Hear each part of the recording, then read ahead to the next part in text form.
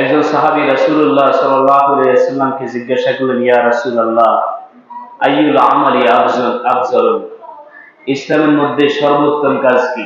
ইসলামের মধ্যে সর্বোত্তম কাজ কি?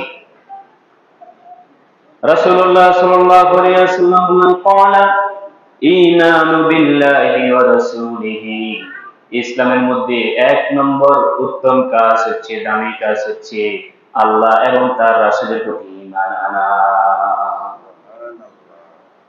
তাহলে ইসলামের মধ্যে সবচেয়ে দামি, সবচেয়ে ফজিলতপূর্ণ আমল হচ্ছে আল্লাহ এবং তার রাসূলের প্রতি ঈমান আনা। ওই সাহাবী উত্তর পাওয়ার পরে বললেন, সুম্মা মাযা? কিলা সুম্মা মাযা? ও গো আল্লাহর রাসূল, তারপরে ইসলামের মধ্যে দামি কোন জিনিস?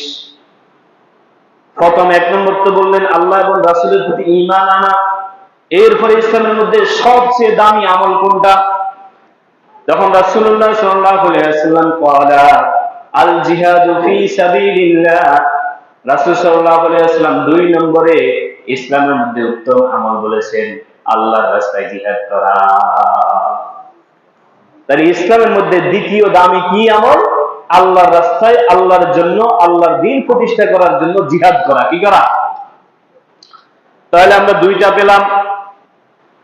ওই সাহাবী আবার জিজ্ঞাসা করলেন, ওগো আল্লাহর রাসূল, এরপরে ইসলামের মধ্যে দামি আমল কোনটা, সবচেয়ে ফজিলতপূর্ণ আমল কোনটা? তখন আল্লাহ রাসূল সাল্লাল্লাহু আলাইহি ওয়াসাল্লাম বললেন, ক্বালা আল হজ্জুল মাবরুর। রাসূল সাল্লাল্লাহু আলাইহি ওয়াসাল্লাম তৃতীয় নম্বরে ইসলামের মধ্যে সবচেয়ে দামি যে জিনিসটা বললেন সেটা হচ্ছে আল্লাহর জন্য হজ সম্পাদন করা।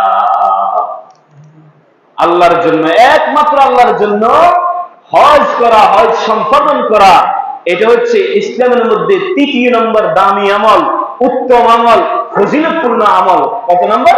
3 নম্বর ফজিলতপূর্ণ আমল। এবার সাহাবী থামলেন।